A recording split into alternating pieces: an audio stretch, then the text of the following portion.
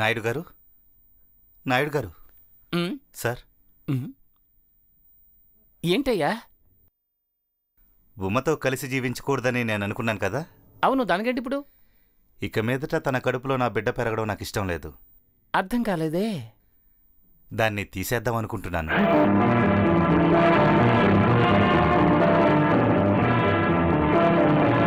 ఉదయం 8 గంటలకి తన్ని డాక్టర్ దగ్గరికి తీసుకువెళతాను. కృష్ణ, నాకు మీరు తప్ప ఇంకెవరున్నారు? చెప్పాలనిపించింది చెప్పాను. కృష్ణ,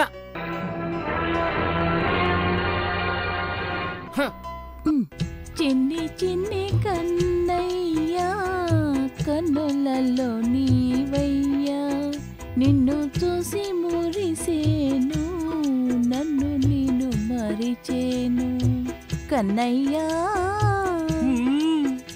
కన్నయ్యా కన్నయ్యా కన్నయ్యా, ఎత్తుకొని ముద్దాడి ఉయ్యాలలు పేను, తోలపాట ఎవరండి ఈ సమయంలో? దొంగేమో. అవును, దొంగ తలుపు కొట్టి మరీ లోపలికి వస్తాడు, వెళ్ళి చూడండి. పోలీస్ అయి ఉంటాడా? అయ్యో, మన ఇద్దరం మొగుడు పెళ్ళాలండి, వెళ్ళి చూడండి, వెళ్ళండి. అయ్యో, ఎవరొచ్చారో ఏమిటో. ఎవరది? నేనే నారదనాయుణ్ణి. ఏమిటి సార్ ఇంత రాత్రి వేళ? చాలా అర్జెంటు, లోపలికి రా. రండి మావయ్య. అయ్యో, దట్స్ బెటర్. ఇదిగోనయ్యా నువ్వు బట్టి పట్టవలసిన డైలాగులు. ఇదిగో దుర్గా, ఇవి నీ డైలాగులు. సమయాన్ని వృధా చేయకుండా ముందు ఇద్దరు డైలాగులు చదువుకోండి. ఇదంతా ఎందుకు మావయ్య? దుర్గా,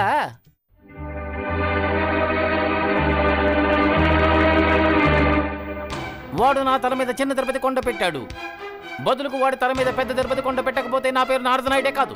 అందుకే ఈ ఐడియా. రేపు ఉదయం కృష్ణబాబు హాస్పిటల్కి బయలుదేరే సమయంలో కరెక్ట్గా 8 గంటలకు మీరు అక్కడికి రావాలి. నేను ఇక్కడికి వచ్చిన విషయం వాడికి తెలియదు. నేను ఇచ్చిన డైలాగులు కరెక్ట్గా చెప్పాలి, నేను చెప్పినట్టుగా మీరు చెయ్యాలి. ఓకే? Good night.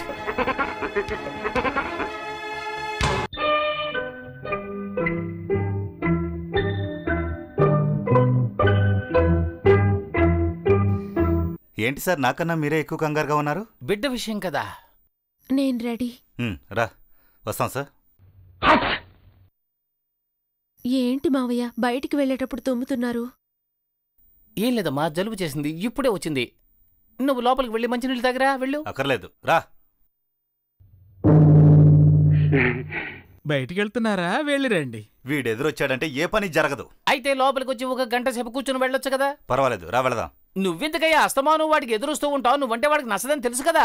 నా చెల్లెలు ఇక్కడ ఉంది కదా సార్. అయితే నువ్వు ఒక పని చెయ్యి, మధ్యాహ్నం రా. నీ చెల్లెని శుభ్రంగా నీకు అప్పగించేస్తాడు.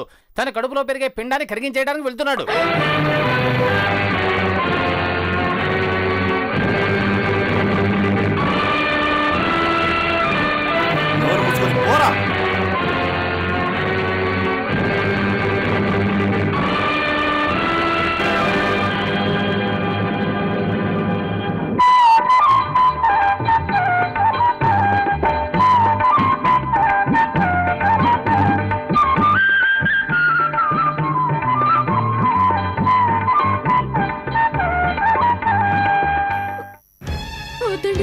చెప్పేది వినండి, వద్దండి, నన్ను క్షమించండి.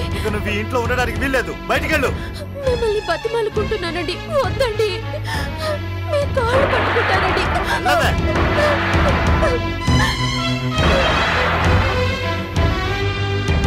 ఒరే తమ్ముడు కృష్ణ,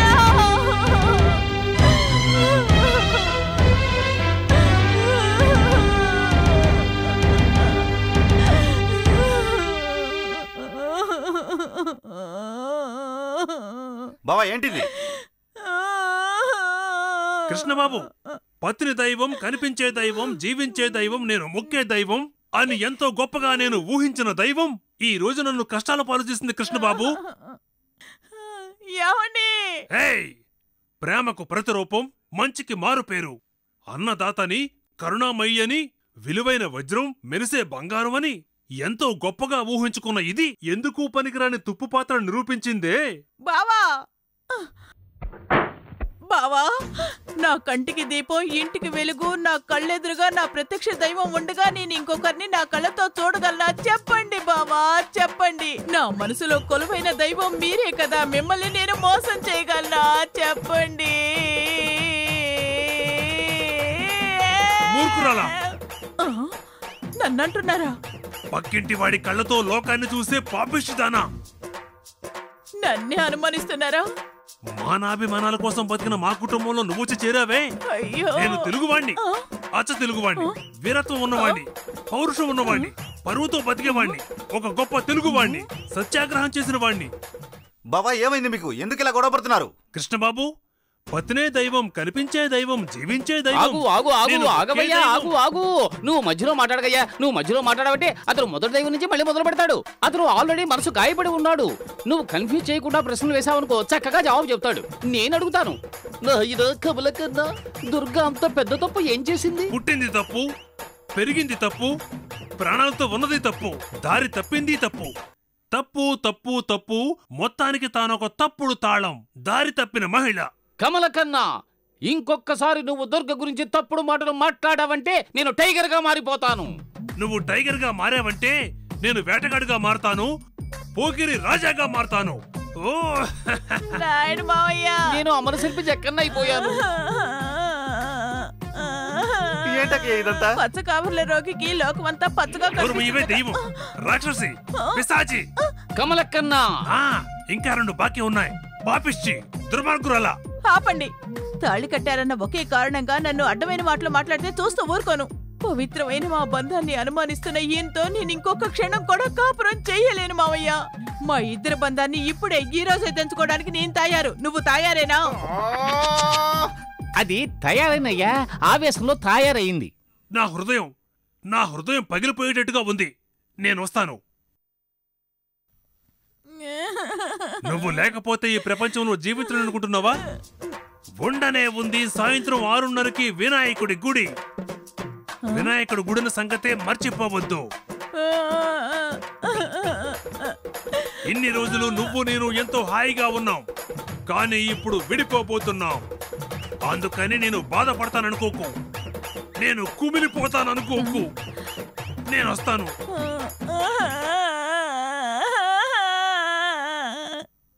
ఒకటిగా ఉన్న జోడిని విడదీసిన ఆ దుర్మార్గుడిని నేను వదలను. ఆ దుర్మార్గుడిని వదిలిపెట్టను. వాణ్ణి ఊరికే వదలను. మీరు ఎవరినంటున్నారు? ఆ పక్కింటి వాణ్ణిరా, నీకు అర్థం కాలేదా ఇంకా? నేను వస్తాను. బాబా ఆగండి, నా మాట వినండి. ఇక వినటానికి చెప్పడానికి ఏమీ మిగల్లేదు. చెప్పాల్సిందంతా ఒక్కటి కూడా వదలకుండా మొత్తానికంతా చెప్పేశాను. కావాలంటే ఆ నాయుణ్ణి అడుగు. అదేంటి సార్ మిమ్మల్ని అడగమంటున్నారు? ఇప్పుడు ఆ విషయమా ముఖ్యం? అక్క ఏడుస్తోంది కదా, ఆమెను ఓదార్చొద్దు. దుర్గా, యాక్చువల్ గా ఏం జరిగిందమ్మా? మీకు తెలీదా? అది నీ నోటితో చెప్పాలమ్మా. జరిగిన దానికంటే ఇక మీద జరగబోయే దాని గురించి మాట్లాడుకుందామా? కృష్ణబాబు, అక్క, వెంటనే నా జాతకాన్ని మార్కెట్లో పంచేసేయ్. మంచి లాయర్ని చూడు. డైవర్స్కి అప్లై చేయాలి. నా రూమ్ ఎక్కడా? ఏవమ్మా, ఎంత జరిగింది? ఇంకా పెట్టె మీద కూర్చుని ఫోజిస్తున్నావే? లేవమ్మా, లే. హాస్పిటల్ లేదు, గాడిది గుడ్డు లేదు, పోమ్మా. ఆగవే. అసలు నేనేమనుకుంటున్నానో తెలుసా? తను వచ్చిన తర్వాతే ఇవన్నీ జరుగుతున్నాయి. నిన్ను ఊరికే వదిలిపెట్టను. రావే. వద్దండి, నేను చెప్పేది వినండి. అయ్యో,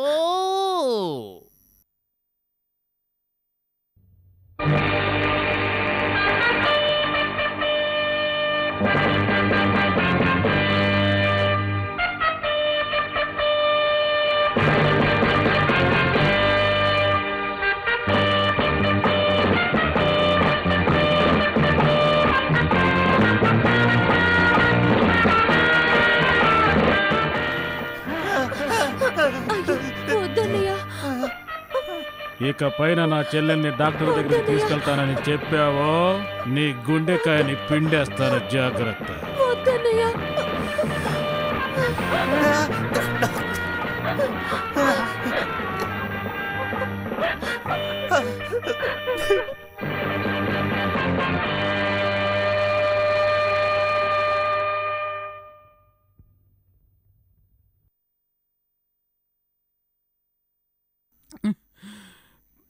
థ్యాంక్ యూ గురుగారు.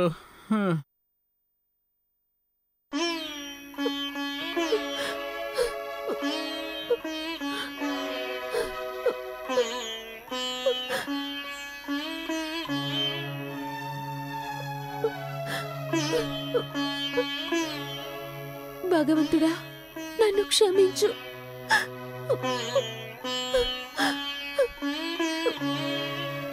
ఉమా, ఆత్మహత్య చేసుకుంటున్నావా? Very good.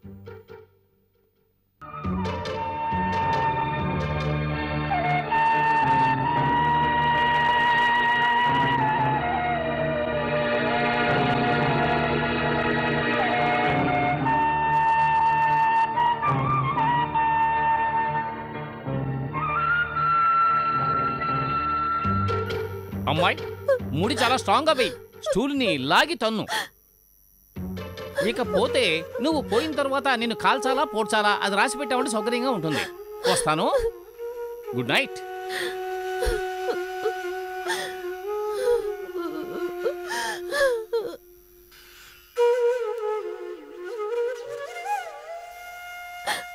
Welcome my child, welcome.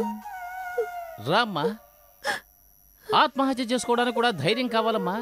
సమస్యలున్న ఆడవాళ్ళందరూ చనిపోవాలనుకుంటే ఈ దేశంలో అసలు ఆడవాళ్లే మిగలరు. ఆయన బతకనివ్వటం లేదు, మీరు చావనివ్వటం లేదు. నాకెందుకు ఇలా అబద్ధం చెప్పి పెళ్లి చేశారు? Good question. మంచి ప్రశ్న.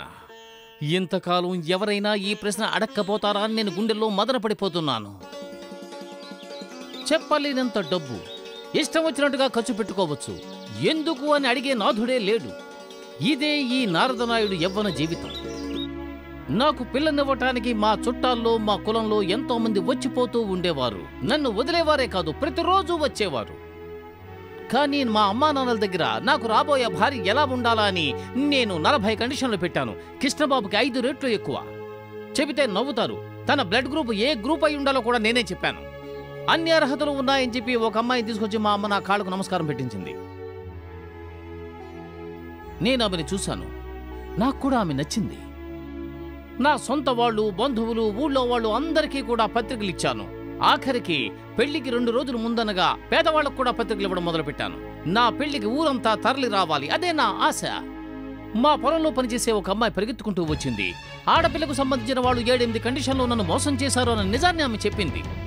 నేను నమ్మలేకపోయాను. నా ముందు అగ్నిపర్వతం బద్దలైనట్టుగా ఉంది. వయసు పొగరుతో తిన్నగా అమ్మాయి వాళ్ళ ఇంటికి వెళ్ళాను. వాళ్ళు నన్ను మోసం చేశారు అన్న నిజాన్ని స్వయంగా వాళ్ళ నోటితోనే విన్నాను. వాళ్ళ బంధువుల ముందే వాళ్ళని పరమ నీచంగా మాట్లాడాను. శుభలేఖ చించి వాళ్ళ మోహాన కొట్టి పెళ్లిని ఆపేశాను.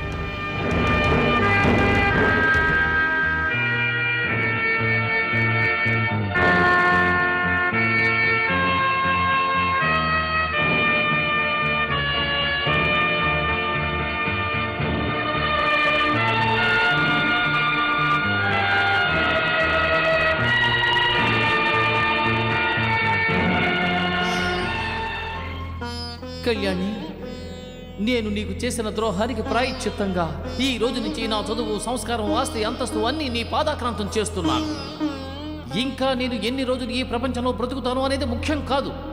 నా ద్వారా ఎంతమంది ఆడపిల్లలకు పెళ్లిళ్ళు జరుగుతాయి అనేదే ముఖ్యం. నీలాంటి అమాయకపు ఆడపిల్లలకు పెళ్లిళ్ళు చేసి వాళ్ళ ఆనంద భాష్పాలతో నీ ఆత్మకు శాంతి కలిగిస్తాను. ఇదే నా ప్రమాణం. వదినా, దరిద్రపు దానా. వదినా, ఏమే అడ్డగాడదా? ఏంటొదినా ఇలా మాట్లాడుతున్నారు? నన్నే ఎదిరిస్తావా? అయినా నీకు నోరు ఎక్కువైపోయిందే. నేనేమి అనలేదే. అంటే నేను చెడ్దానా? నాకే నోరు ఎక్కువైందా? అయ్యయ్యో, ఈ అన్యాయాన్ని అడగడానికి ఇంట్లో ఎవరు